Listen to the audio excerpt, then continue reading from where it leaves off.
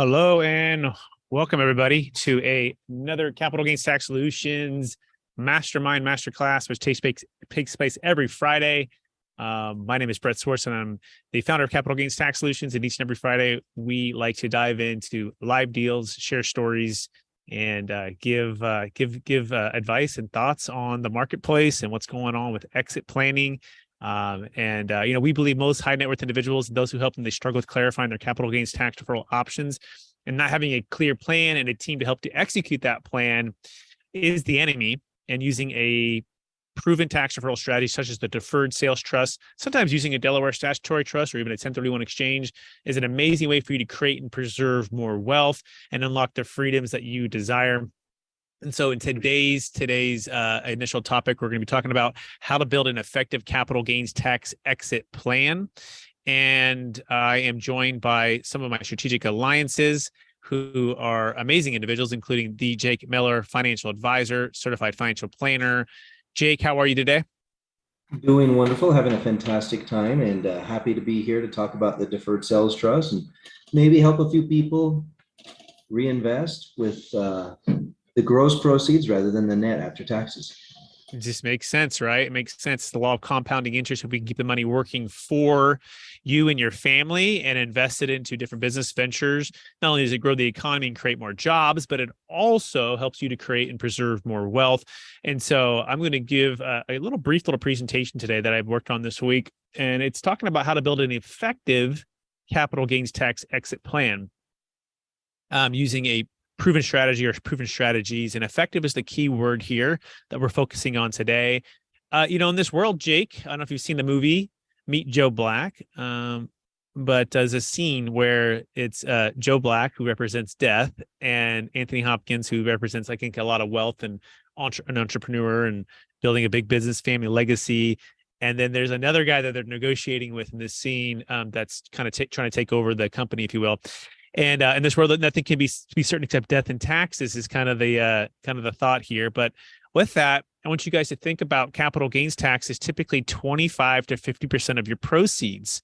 And that's a lot of money, right? It's a lot of money. It's a lot of wealth that you've built up to know that perhaps at the close of your 10, 20, 50, $100 million property, that 25 to 50% is going to go into tax. It doesn't have to go, but if no planning is done and no strategies in place and no clear vision for your wealth, guess what? Where focus doesn't go, right? Things go into a state of chaos, right? Or where energy doesn't go, where your focus goes, energy flows, right? So we want to make sure that you're increasing your vision and your intensity when it comes to your exit, because you can build something up for many, many, many years just to see 25 to 50% gone in an instant at the close of escrow without proper planning. And so thinking about the thoughts of effective, what is an effective capital gains tax exit plan? Financially speaking, let's start with that, and then we'll go into personal, okay? Because I think it's important to have both, right? So I actually asked our good friend ChatGPT-4, and I asked it in the context of like a DST of what makes the DST an effective way to have a capital gains tax exit plan. And here are some of the answers. And I amended them a little bit, I cleaned them up a little bit and shortened them a little bit. But here's the first one: capital gains tax deferral, right? That is obvious. We want to make sure we're deferring 100% of the capital gains tax as much as we can with the deferred sales trust, and or eliminating the estate tax, which we'll talk about here on item number 4. But that starts with the very first thing. What are you paying in tax? State, federal, Obamacare. In California, you're looking at 37% minimum, and then with depreciation recapture up to 40, 45%, 50%. If you're selling a C Corp, it can be as high as 67%. So the first thing that makes an effective capital gains tax exit plan financially is simply the ability to defer capital gains tax. In other words, keep the money working for you, an extra 25 to 50%. And this is on the tax of the sale of any asset too, by the way. You want to make sure that the tax strategy the asset that you're selling has a strategy that applies to it. The 1031 exchange does not apply for anything except for investment real estate. Same thing with the Delaware statutory trust. And so for an effective plan to take place, you want to make sure that the actual strategy actually works for the sale of your asset. What kind of assets are we talking about here, Jake, when we talk about any asset of any kind? Absolutely. So, Brett, any asset of any kind that is subject to capital gains, you can use a deferred sales trust. Again, we need to make sure that there's enough tax paying for it to make sense to involve all these new people in this new structure. That's always the conversation with an accountant or an attorney. Does the need, or the economic need, warrant the expense? And of course, should it warrant the expense, then everything else is a little bit easier to identify. Is it an intangible or tangible asset? Is it a digital asset? Is it physical? Is it a racehorse? Is it inventory? What is it?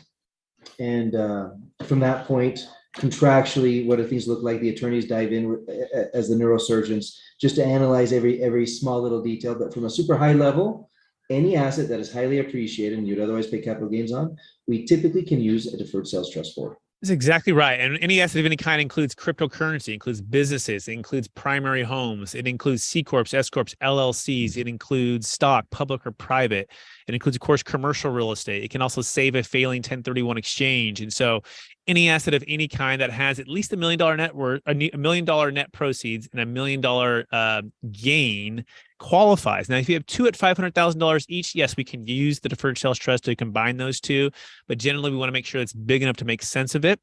And by the way, when do you start paying tax? Well, when the seller, the taxpayer actually receives the payments. Typically at the trust level, the trust is operating at a loss because it can expense what it owes to you. The way the deferred sales trust works is that you are lending funds, lending the equity that's owed to you to the trust in exchange for the trust to pay you back slowly over time. In other words, you're becoming the bank. And as you receive payments from the trust to you, you pay tax. But at the trust level, it's typically able to expense what it owes to you. And therefore, it's operating at a loss year in and year out, even though it's actually earning interest and earning wealth inside of the trust, which is really amazing. Which leads us to number two. I'm going to bring in Jake Carpenter. It's investment opportunities, right? And this is the key here, the freedom to invest the funds in any asset of your choice. Jake Carpenter, without restrictions or timeframes for investments to be made. Talk about the value of diversification and the value of time being on your side when it comes to the deferred sales trust.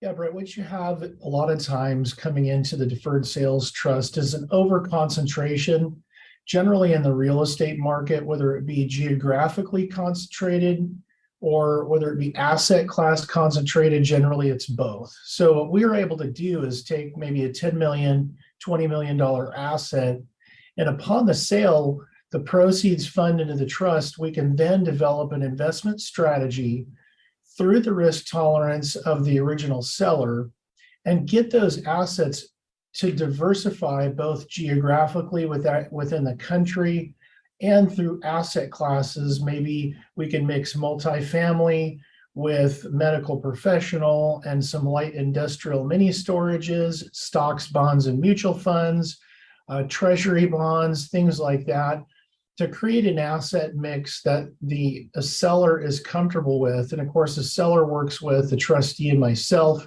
or Jake Meller, financial planners and investment advisors, to come up with an asset mix that is comfortable for them. And a lot of times, since our clients are very heavily into real estate and hard assets, most of us are trying to put together an investment strategy that continues to follow that and stay in the real estate markets. My clients tend to not like to be heavily in the stock, bonds, and mutual funds unless it's to create and maintain enough liquidity for them to stay on the sidelines, stay conservative, and have a chunk of capital ready to deploy into another actively owned and managed strategy that they can partner up with the trust on. Awesome. Jake Carpenter. Jake Carpenter is a financial expert, advisor, securities advisor in the state of Washington. And I like what you said there, Jake. You said, look, they're typically coming over a highly concentrated, equity position or wealth position in either real estate or a business.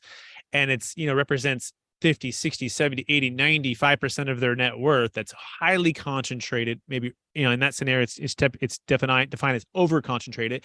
Now, as an entrepreneur, as an owner of real estate, we love to be in control and we love the ability to build wealth on our terms. And what's so unique about the deferred sales trust is not only can you diversify, like Jake said, geographically, but also asset class, but you can also diversify the time frame in which you invest. Meaning it's not all right now. Now you can sell high. And this is the beauty of it. And we're coming up a 12, 13-year bull market financial market. Now things are definitely on shaky ground for a lot of things, and so the question is, can we capture your high value right now for the asset you're selling, and then be in a position to preserve the wealth? We believe right now is the best time to preserve the wealth. The last 12 to 13 years has been one of the best times to create the wealth. And now in between, let's say, these two marketplaces of a shifting market, you have an opportunity with the deferred sales trust to, basically lock in the asset value or the equity that you've earned, not only defer the capital gains tax, but then diversify, put the preservation in place, safer places like industrial properties, multifamily, maybe buying stocks at a discount, T-bills that are fixed and, backed by the U.S. government. You have the ability to go back into real estate or businesses that make sense for you, but it's at your timing. And that's so key. Which then moves into, after you're in the preservation mode, to wait and see kind of thing, where a lot of people are at, then you can create again, right? So we believe the deferred sales trust or an effective capital gains tax plan is only as effective as the time in which it gives you to make great decisions, to build the business on your terms, the real estate on your terms, to buy, negotiate on your terms, not under these strict timelines. So important for that, which leads into the next point. To build a effective capital gains tax exit plan has to actually do with the payment structure itself. You want to make sure you have flexible payments back to you. And we call this tax flow. Tax flow. It's not just about cash flow. It's about tax flow. And the ability to build wealth is not how much cash flow comes in. It's actually how much you get to keep, and that has to do with tax flow. Now, tax flow is basically, the way we define it, is having optimal depreciation schedules, which allow you to not only offset the tax, but also structures where the payments can be made over a long period of time. In other words, let the money compound inside of the vehicle, sort of like an IRA or 401k. Even like a 1031 exchange, you have the ability to defer that tax, grow that wealth, let it compound and build in your favor, and then try to get some depreciation to offset it. And so the deferred sales trust is perfect for this, because it establishes a new basis if and when you partner with the trust. And that new basis, that fresh basis, of which about 80% of it allows you to be used for your personal, if you're an active investor in this investment, to offset the cash flow. So important. Whereas the 1031, the old basis travels, which leads into point number 4, estate tax benefits. I kind of mentioned at the beginning, but this has to do with the 40% death tax. So if you're ultra high net worth, or you're selling a company for 10, 20, 40, 50, $1 billion, your biggest problem is not capital gains tax anymore. It is estate tax. And estate tax is basically anything above and beyond 24 million married, 12 million single, or so, 14 million with adjusted for inflation right now. But in 2026, set the cut in half, which means anything above and beyond that, it's the government's biggest mousetrap, as Jake Miller likes to say. 40% of it's gone. Has nothing to do with the stepped up basis. And so if you've been told about the 1031 exchange being the end all be all, especially for real estate owners, which again only works for investment real estate, doesn't work for primary homes, crypto, or business sales, you haven't been lied to. It's really good for the stepped up basis, but they haven't told you the full story, or maybe they don't even know the full story. They're not looking out for the entire estate, which most clients, before they find us, they're buying a bunch of life insurance. They're having to give it all away to charity, or try to have a bunch of kids to gift it away. Guess what? We have a solution. It's the Deferred Sales Trust Plus. We eliminate the estate tax. We give you a new depreciation schedule, which makes it what we believe is the most effective capital gains tax exit plan for those that are looking to exit outside of the taxable state. The last two ones are asset protection and debt freedom. The fact that you don't own the trust creates asset protection, which is great. What does that mean? Well, that means if you got sued, say you own a property or you own an asset in an LLC, even, it's limited to the liabilities limited to that LLC. But if you sell the equity that's from that LLC to the trust in exchange for a promissory note, what you own is the promissory note. So by definition, someone cannot sue and take what you don't own. Now, what owed to you, they could potentially get a judgment on the payments, but they can't force the exit of the asset, which is so important to understand. Number 2, debt freedom. Right now is a great time to be out of debt, and the deferred sales trust gives you that, versus the 1031, which you have to go back into assets with equal or greater debt. So I talked about the financial aspects, right? That we just covered that. Okay, so now let's talk about the personal reasons you have an effective capital gains tax exit plan. And this has to do with, we work with clients all the time, and we always say we can give you the financial reasons to sell something, but the personal reasons you have to figure out and clarify for yourself. But here are some of the major ones that we believe make an effective capital gains tax exit plan. And I'll ask Jake and Jake to think about one of these that really stands out for them. But let me just kind of give a quick overview, and then I'll go to Jake Miller and Jake Carpenter. So the first one for an effective capital gains tax exit plan personally for our clients, we believe is time freedom. Time freedom is a one commodity we can never get back. So one thing that we all have the same amount of, we don't necessarily all have the same amount of time in our lifetimes, but as of today, if we have today, that's all we have is 24 hours. So how are you spending your time and energy right now? Is it where you want to be spending your time and energy? Is it how you want to be spending your time and energy? Is it in the business or the real estate or the toilets, trash, and liability that's causing the headaches, that's causing the stress? Is it maybe wanting to spend time with instead of your toilets, trash, and liability? It's like Warren and Catherine, who helped sell their $2.5 million deal in Sacramento, spend time with their two twin daughters who are 10 years old. And, they're 8 years before they're maybe in college, and they don't have as much time to spend with them. And instead of driving multiple hours to spend on the property, toilets, trash, and termites, those 3 T's, they keep spending with their 2 T's, which is their twin daughters. And so you really want to clarify, do an audit of your time and the multiple millions of dollars that you've earned or built over the years. If it's serving you the way you want to be spending your time, fantastic. But if there's a way to unlock time freedom, the deferred sales trust is an amazing way to do that, because you can become a passive investor. You can get passive cash flow, and you don't have to have the liability and the time it takes to run a property or a business, or even own a big primary home, right? Where you feel like you're stuck, which is location freedom on the bottom here on the left, location freedom. Maybe you want a new place to live, but that asset or that business is holding you there because of the active management. Well, the deferred sales trust is great because, like Jake Carpenter said, geographical freedom with the investments. It doesn't have to be inside the same asset class. In other words, you can replace that cash flow in other investments within the trust, and that gives you the ability to travel and do whatever you want or move somewhere else. We also have, I'll actually pass it to Jake Miller now. Jake Miller, of the ones I haven't mentioned yet, which one really sticks out that you feel like is so effective for someone who's building a capital gains tax exit plan? Just essentially being able to accomplish their goals and objectives more efficiently. A lot of times people have their goals and objectives and they're dumbing them down to deal with the tax ramifications. And with the deferred sales trust, they don't have to dumb them down anymore. They can actually realize with the gross proceeds minus attorney fees rather than minus taxes, the ultimate or the optimized scenario for their goals and objectives. And so whether that's time or whether that's any of those other number of items that you mentioned, charitable giving, everything else, it all fits into place better because it's a lot easier for them to visualize their estate from the numbers that they're seeing right now, rather than visualize their estate from the numbers they're seeing minus taxes. Because just like the Joe Black and the movie, 25 to 50% of your taxes go to capital gains, or you lose it because of capital gains tax, etc. Now they don't have to have that uncertainty.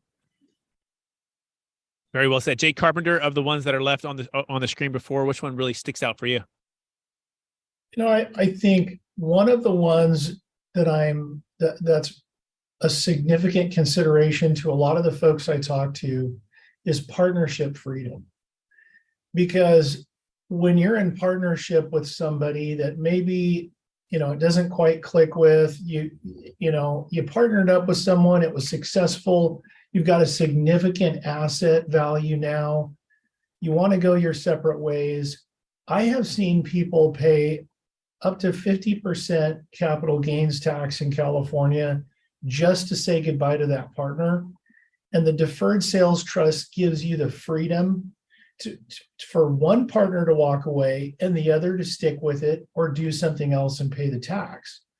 And so I'm actually struggling with that with a 1031 exchange right now, where they would like to go their separate ways, but they should have done a few things to do what do they call it, a drop and swap, right? So restructure and then give themselves enough time so that they can 1031 and go their separate ways.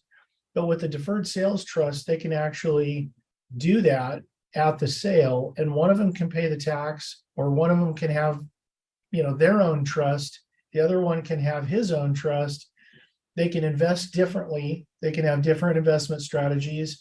They can decide to go different directions. So partnership freedom is huge. Even if there's 2, 3, 4 partners, you can all choose to do separate things. Yep, I think that's so well said, Jay Carpenter. You know, an effective capital gains tax exit plan is going to serve you best. It's going to be effective to the extent that you can be spending the time and the energy with those you want to be spending time with. And by the way, not all partnership breaks are bad. It could just be different seasons of life. You know, one partner could be ready to retire, one's ready to double down on the business venture.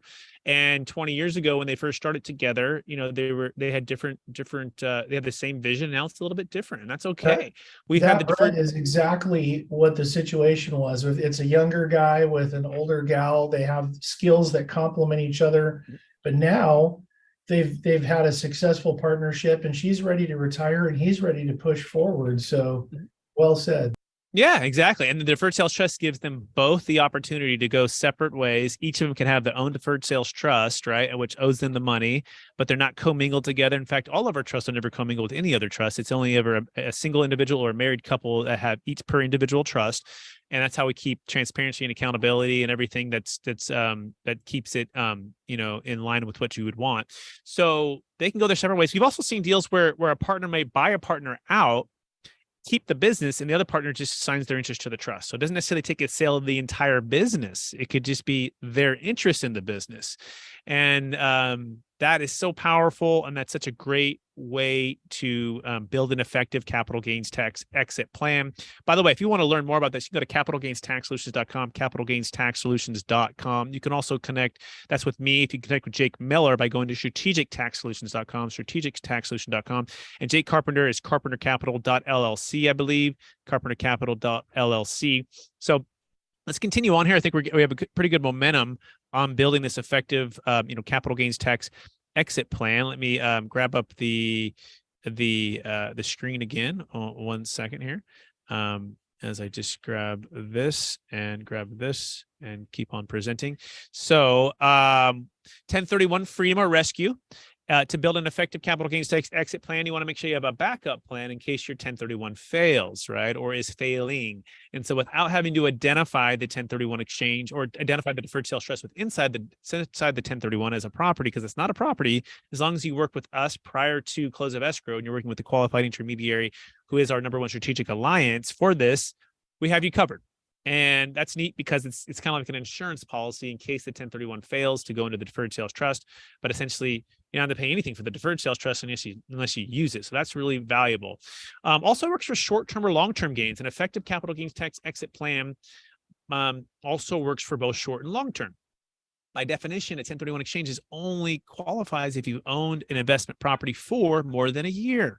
Okay, and so important that the deferred sales trust can work for short or long term. It can also work for less than a year, as well as primary homes, whereas in the 1031 scenario, you'd have to move out of that house for a year or two, establish it as a rental, and then roll it into another 1031 investment property. It can also be flexible for the estate plan. We believe that, just like kind of talking about the partnership, a lot of families we work with really want seamless passing of their wealth to their heirs in a way that doesn't create a lot of stress for the family. What does that mean? Well, that means that the trust, you can sell the assets now. And so instead of, sons and daughters, maybe arguing over what should be sold and when and how, a lot of times, a lot of our clients, they have one son or daughter that's like the main person who's been with them, helping them to build the wealth over time. The other kids maybe are a little bit not as interested, but they still have some different interest in selling when it sells. Well, instead of having them potentially argue over that, you can sell the asset today, defer the tax, have a cash flow coming from the trust that upon your passing, if you're married, your spouse passing, pass seamlessly to the kids. Just the cash flow itself. So there's no having to argue. Or the other thought is, a lot of parents, they're like, look, I built the business or the real estate. My children aren't involved really at all. And I don't want them to, drop the ball upon my passing and try to sell the asset when they don't know how to negotiate or work through the complexities of selling it at the highest price and the best terms. And so the deferred sales trust gives you that flexibility for estate planning to take care of it today and then just have the cash flow passed to kids accordingly. Okay, pretty cool. So what is the most effective capital gains tax exit plan? Well, we believe the one that combines both financial and personal freedom and the impact that you desire. Sometimes that is the 1031 exchange. Sometimes that's a Delaware statutory trust. Sometimes that's the deferred sale trust, and that's a donor advised fund. Sometimes it's a mixture of all of them. Now, the impact has to do with not only your family impact, but also for, maybe giving to causes you believe in most, right? Or making an impact with, funding multifamily housing projects that helps to solve the housing crisis in America. It can be a number of things, but the key is, if you're listening to this, is you want a team and you want a strategy or strategies that gives you the personal freedom, the financial freedom, and the impact you desire. You don't want to settle for just one. You really want to combine all of them, or maybe you do settle for one. Obviously, or we're a little bit biased, although we're definitely open-minded, but we do believe the deferred sales trust is the most effective way to do this. A cornerstone is the way that Jake Miller puts it for your financial plan.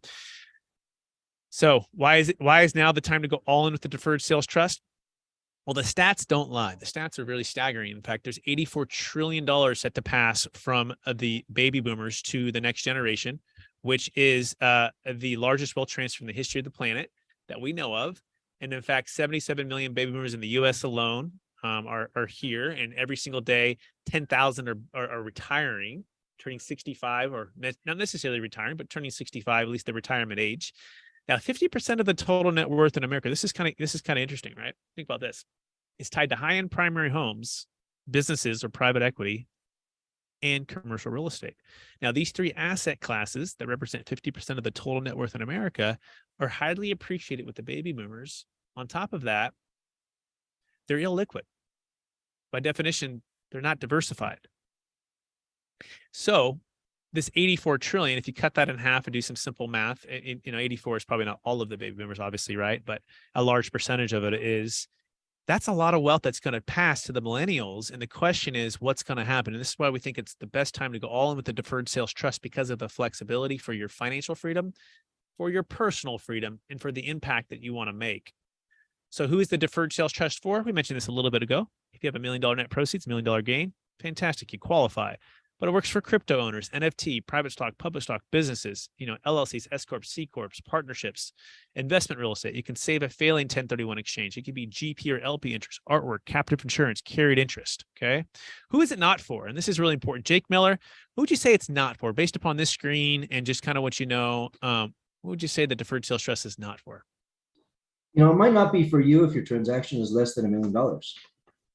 Simply, if the capital gains on the transaction is $1 million or greater, then it's a no-brainer.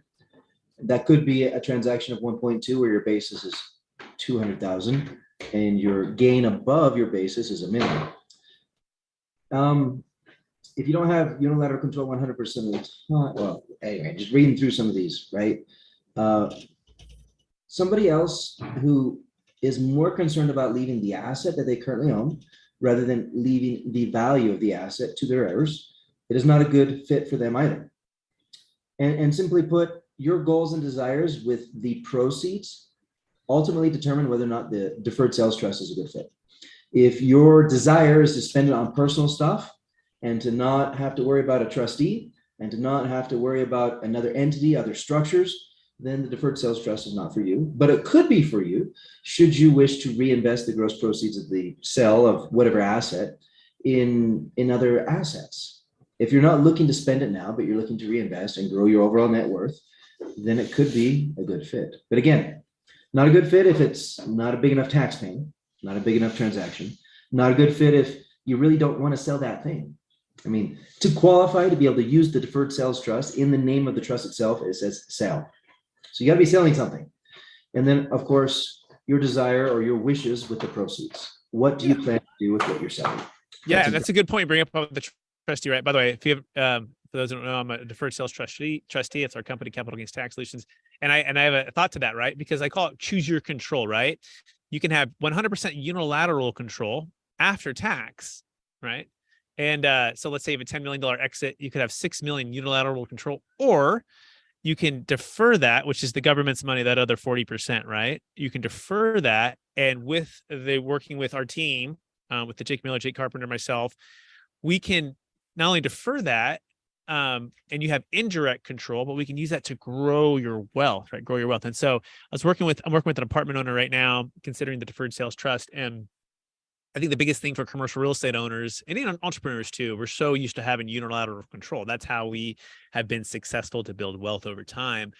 And so upon the exit, it's very hard because that's what we built up for, right? And it means so much to all of us. And part of our core values is being great stewards. And we thank you, all of our clients have entrusted us with to be great stewards with the capital that you've entrusted us with and the responsibility that that entails.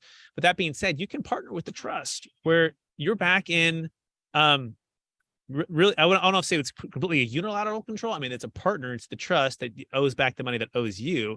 But the scenario of a $10 million exit, that you would have paid $4 million of tax. We did the scenario, the 10 million goes into the trust, and we form an LLC a week or two later, and you find a property to invest into. The $4 million that you would have paid goes into that LLC, which you're the managing member of that LLC, and you're running that asset, you're buying that asset with the LLC. That's an extra $4 million that you wouldn't have had. The other $6 million could be in a diversified portfolio of liquid investments or other real estate investments too, right? Passive or active, or other business ventures. We definitely want to keep about 20% liquid to keep kind of like reserves, if you will, but still an investment, still earning interest. So there are some things. It's not perfect, right? No strategy is perfect, but if you think it through and you have a team to help you execute this, it actually becomes a way to build your wealth, not just preserve it, a way to create your wealth, not just defer tax. And that to us is an effective way to build a capital gains tax exit plan. That being said, we've been through about halfway through the presentation. We're going to cover the next half next week. However, we want to open it up for questions or thoughts from our guests on the webinar today. We do have we have Christina, we have Luis, we have Ted, we have let's see here, Asif's. These look like some of them are otters taking notes here. Maria. So anyone have questions? And Ted looks like a new name. Ted, hello, Ted. If you want to say hello, we'd love to hear where you're from and see if you have any questions or thoughts on anything that's just been said. No worries if not, don't feel pressured, but we always invite our new guests to say hello. That's okay. Luis, did we have Luis last week, Jake? I'm not sure. Luis? Yeah, hello. Oh, hi, Luis. How are you, sir? Good. And you? I was in the last meeting, but I jumped in kind of in the last. I missed 10 minutes or so, so I said let me start all over from the beginning, and this was a nice opportunity to hear from the start. Likewise, Luis. Where are you calling from, and what questions or thoughts do you have so far? From Florida. I'm a real estate developer, and I got a lot of those opportunities that you mentioned of the concerns about the exit. So definitely I want to be learning a little bit more about it. Excellent. Do you have a live exit that you might want to just kind of strategize with right now for everybody, or just hypothetical exit? Do you want to kind of walk through the scenario with the deferred sales trust and how that might fit? Yeah, so we develop from ground up multifamily buildings, generally partnering with limited partners, but we kind of get a smaller chunk of the initial capital, but higher on the exit, right? So we get usually 30% of the proceeds that exceeds 8% IRR on the deal. So let's for the sake of calculating, let's say we got 25% of the equity of the deal on the exit. Usually it's a sale for institutional investor, and there's a big capital gain.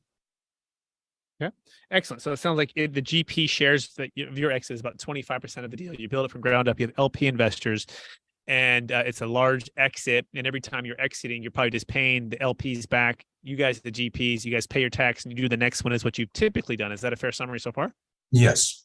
Okay, excellent. And so I'll give you a deal story, and then we'll walk through what could be possible for you. So we just recently did a $48 million exit in Nevada. It was a multifamily property. It was the fifth exit for David Sloan, a client of mine out of California. And for him, was doing the same thing. He wasn't building, but he was buying existing and then would improve it. And he and his partner Jordan were the GPs, and they had a lot of LPs. And so for the longest time, they would just simply pay their tax. And so their LPs. And now sometimes that would work out because they would buy an asset and they'd be able to cost seg the next one and it's fine, right? But a lot of times it wouldn't work out for the timing. And they also wanted to diversify.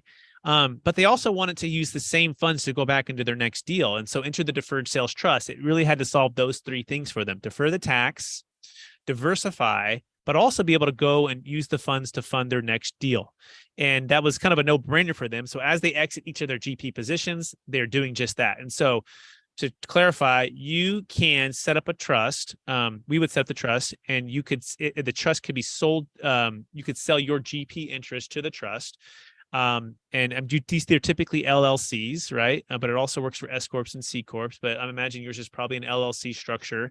Correct. And we could assign your interest of your LLC to the trust in exchange for a promissory note. It doesn't affect any of the other sellers. Your other GPs could do it or not do it. They could have their own. The other LPs could do it if they had $1 million net proceeds, $1 million gain of their own. In fact, the last one we did with David, we had a $3 million LP who did that exactly right. He did that exactly what I'm saying. He had his LP interest go into it. And then once it's deferred, they get a promissory note back somewhere between 6 and 9% to pay them back slowly over time. Now you're in Florida, right? Florida is one of the better capital gains tax states. No state cap gains tax, but there's still federal and Obamacare. So that's about 24% and some depreciation recapture. So as long as your debt's not over your basis, Luis, we have an opportunity to not only defer that tax, diversify that wealth, but then you can partner with the trust to put it into your next project.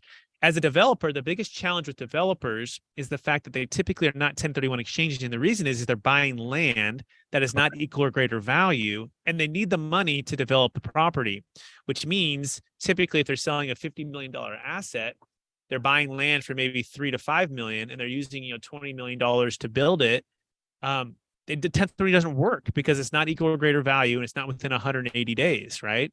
And so the deferred sales trust is perfect for a developer because not only can you defer the tax, but then you can turn around and use the funds that would have been paid in tax to develop your next project. So that's how you build an effective capital gains tax exit plan. Luis, any thoughts in there, and maybe fill in the gaps that I might have missed? No, just want if there's any restriction for foreigners, because a lot of the LPs here in Florida are foreigners and they might be interested also in the solution. Jake Miller, what's your thoughts on just international and work with the DST? And I'll just come out and say there's no restrictions, but I want Jake to kind of fill in on that. Jake, go ahead. Say the question one more time, Brett. I had a little bit of noise on my. Yeah, he was talking about foreigners, just how the deferred sales trust works with foreigners, right? Foreign nationals or just, maybe not in U.S. citizens, just investors, the value of the DST and how we work as a team with yourself as well with folks that we work with. Absolutely. No, I mean, one of the biggest transactions that was actually audited by both the IRS and the state of California was by a foreigner, an Italian, who owned a $120 million office building on the shores of California. And at the end of the day, everything worked out great. And it did because of a trustee and of the team that we put together. Whether you're a foreigner or if you live domestically here in the United States, what have you, it pretty much works out the same. There are a few intricacies being a foreigner, as you're probably very aware. We actually have people in my office that help individuals who are foreigners get what's called an ITIN if that's needed. With an ITIN, you can then open up entities and have a trust and have everything else that you need. And so we often, and I would say my office more than any other, we work with a lot of foreigners who own U.S. assets. So the FIRPTA kind of doesn't apply, right? Because he sells his shares to the deferred trust, and he's gonna get a loan payback, right? So it's not a capital gain, not a real gain. He's getting a loan. There's an exchange. And so it's kind of like a wash in the sense that there's an exchange, there's a promissory note for that asset that goes into the trust. And then we keep that from being taxable because then it's the trust that sells that asset. Okay. Yeah, but for you to have that promissory note and everything else, we got to make sure that your estate and your legalization in the states for legal standing, so that you can call on that promissory note that you have rights to do that. There's just a few little details to make sure that's all tight, buttoned up correctly, which is not very difficult. It's just, we got to go through the right process. And so the answer is yes, it absolutely works, and in fact, works better. Yeah, Luis, works better because the other thing too is that a lot of foreign nationals, who are not U.S. citizens, they're faced with what's called the death tax above and beyond. For them, the exemption is only like 64, 68,000. Yeah, it's And super so small. super small, right? And so the deferred sale trust is amazing. It can work for anyone, anywhere, as long as the asset that's being sold is subject to U.S. capital gains tax. So the tax code for it's called IRC 453 is one of the parts of the tax code.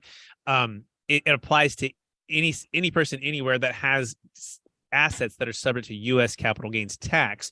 However, it's extra valuable for foreigners because they don't have that exemption, where we use a different strategy for the DST plus, which eliminates the estate tax, which, let's just say one of the foreign investors, for example, had $10 million of gain and or equity that he built up within the U.S. Well, upon his death, the government will basically take 4 million of that, 40%, minus $68,000 is the exemption amount, which is tiny. If you were a U.S. citizen, then you have up to 12 million, 14 million single as an exemption, or 24 million married. But foreigners don't have that, and so the DST becomes even that much more valuable for them. So it works. Some of the biggest deals have been done with foreigners. So yeah, that I would say we just schedule a call would be the next step, Luis, to kind of work through the steps. What's the timing and the details for your particular fact pattern? But what's the timing of the sale if it's going to happen? It's usually a 3.5 year process after you got the project approved to build and sell. So typically, the whole cycle is a 5-year cycle between the purchase of the land and the sale of the property. Okay, what part of the cycle are you in right now? Right now, approving a project, and Okay. another one I'm executing. So I'm kind of in between. So one I got 3 years down the road, and the other one still got more. Hey, you're doing well. You're pre-planning the plan. This is great. In fact, that's what we encourage everyone to do, is plan their exit plan before they actually have the property on the market. They're selling, they're listing, and all of a sudden, everything's hot and heavy to get the property closed. You want to have the team in place, the strategy in place to execute. Well, Luis, any other questions or thoughts on anything we just said? I don't want to take all the space, but just one last question. What are the costs for maintaining annually the tax trust? Yeah, great question. So the first cost is just a one-time fee based upon the gross sales price. We'll keep it simple right now. Let's imagine that the sales price of a multifamily property was $1 million. Okay. There's a one-time fee to the tax attorney for $15,000, 1.5% on the first million. If it was a $2 million sale, the second million would be a little bit of a discount, 1.25, so 12,500 on that second million. Now, if your percentage of ownership were a certain percentage, it would be, if you're doing a trust for you, it'd be on your percentage of the ownership with how that'd be calculated. So that's a one-time fee, comes lifetime audit defense. That's paid to the tax attorney or business partner, CPA, tax attorney, law firm. The second set of fees is combined. It's like Jake Miller and I, or Jake Carpenter and I, and it's basically about 1.5% to 2% on a recurring basis, no matter how and where the funds are invested. Generally speaking, right? So if $1 million goes in there, 15 to 20,000, although our goal is to return net to you 6, 7, 8, or 9% compounding net of those fees. Okay, net of those fees. And so we're going to work and invest to do that. And so, that's kind of that's how the numbers shake out. Of course, the ROI is more than just the tax deferral and that 9%. It's also the ability to partner with the trust, get a new depreciation schedule, and build additional wealth within that new LLC that could have additional upside for you. Plus, of course, hopefully optimal timing. There's some with buying properties at a discount because you didn't have to do a 1031. The second thing would be just there's some small miscellaneous fees like a tax return for a third-party tax preparer, but the recurring annual fees is typically we're netting 6, 7, or 8%, 9% compounding net of those fees over any 10-year period of time. Some years are high, some years are low, and every 10 years you can basically renew it for 10 years. You can pass it to kids. Kids can step into your shoes for the DST 1.0, for the 2.0. Kids can be the beneficiaries outside your taxable estate. So that's the answer to that. Any questions there? Is that make sense to you, Luis? That's perfect. Thank you very much. Absolutely. You're welcome. And so anyone else has any questions or thoughts, you can either type it in the chat, as well as you could also just unmute yourself and say hello. And we are happy to answer those questions and thoughts. It is 10:43. We've done pretty good today, guys. Jake Carpenter, any last thoughts before we let everyone go, unless someone unmutes himself and says hello? Yeah, I do have some last thoughts, and this is based on, our personal experiences of doing deals together is, one of the things that seems to hold people back when it comes to the deferred sales trust, which is kind of interesting to me, is the fees. It seems like a lot of people get stuck on the fees, and whether it's $100 million case or a $10 million case, let's take California. You're gonna pay on a $10 million case, you're gonna pay $4 to $5 million in tax. And the deferred sales trust is a 1.5% fee on the first million, 1.25 fee on the additional million. Then of course it's up to 1.5% to 2%, all in for not only Brett as the trustee fees, but for Jake Meller and myself for the advisor fees. But let me tell you, the deferred sales trust strategy in partnership with a team like Jake Meller, myself, Brett Swartz, some of the other strategic partners, this team is amazing. And I'll speak from one of the last deals that we just did. We replaced debt over basis. We funded the deferred sales trust. Jake Meller and myself have been working together with the seller to find investment options. I mean, this strategy truly becomes an asset for you. If you let us work with you and your advisors, we turn this into an asset. And really what happens is the fees for the deferred sales trust are fractional when it comes to paying the taxes. And when you look at all the tax money that you put back in your pocket, that the team here, Brett Swartz, Jake Meller, and myself, along with your other advisors, your CPAs, your attorneys, we can really make that a very valuable asset to not only just produce more passive income to you if you'd like to hit pause, but to grow the wealth and or position you to be able to take advantage of opportunities at the right time, whether that be 1 year, 2 years, 4 years down the road. And all I ask is that if you're here or you know somebody that needs to hear about this, do not get hung up on the fees. Ask Brett Swartz, myself, or Jake Meller, walk us through the fees. Why do you say that the fees aren't an issue?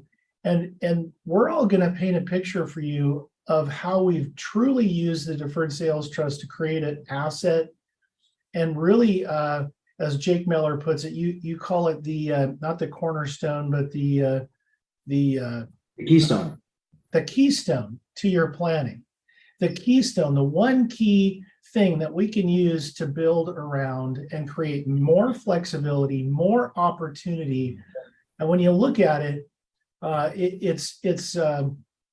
it's nothing more than creating a huge opportunity for you, because now you can use timing to your advantage. You can use diversity to your advantage. You've got a very professional team that works together. Jake Meller is a financial planner. I am an investment advisor. We work together seamlessly. Not only has he helped my investors in the deferred sales trust, my sellers find investments, but they're also investments I invest in personally myself. And, these are powerful investments. They're powerful team. And it's just really a huge asset overall. So I encourage you, if fees are in any way, shape, or form, if you're getting hung up on those, have Brett Swartz break that down for you, or Jake Meller break that down for you a little bit, because this is truly an asset. It's not a liability. I promise you that. Awesome. Jake Carpenter, people want to find you. Where can they find you? Yeah, you can call our office at 509-396-5292 or find us online at carpentercapital.llc. Fantastic. Thank you, Jake Carpenter. Thank you so much for that was really well said. I appreciate that. Jake Meller, people want to find you. What's the best place for them to find you? Absolutely. Strategictaxsolutions.com, as well as Brett, I was going to mention one thing that us three here do that a lot of professionals don't like to do is we're more than happy to do a cost benefit analysis on what we charge and what our fees are and see if it isn't an investment for the client. Anyway, so strategictaxsolutions.com on the website, you can book an appointment, talk to a member of my team. Happy to talk soon. Absolutely. And I absolutely love both of these guys. I call them the two Jakes. We actually have a third Jake that you don't even know about yet. If you're listening to this, he's also a part of the team. He's actually a tax attorney that we as one of our business partners. So, but yeah, if you get the Jakes in the room, you're in good shape. And then you add a Brett, make sure they have 2 T's at the end of the name, make sure it's spelled right. But other than that, I appreciate everyone listening today. I want to encourage you to take action with what you've learned on how to build an effective capital gains tax exit plan. Remember, it starts with your vision for your wealth and what you're trying to achieve financially and personally, right? And once you have that vision and once you have that clarity and you have a team in place, that's the next step, and you have a strategy or strategies in place, you can make a big impact with your wealth and you can unlock the freedoms you desire. And so please consider going to capitalgainstaxsolutions.com. You can also read the new book, Building a Capital Gains Tax Exit Plan, by going to Amazon. You can check out that book. We just hit #1 bestseller for that. That's Building a Capital Gains Tax Exit Plan. Thanks so much, everybody. We'll promise to do better next time. We so appreciate you out there, and have a great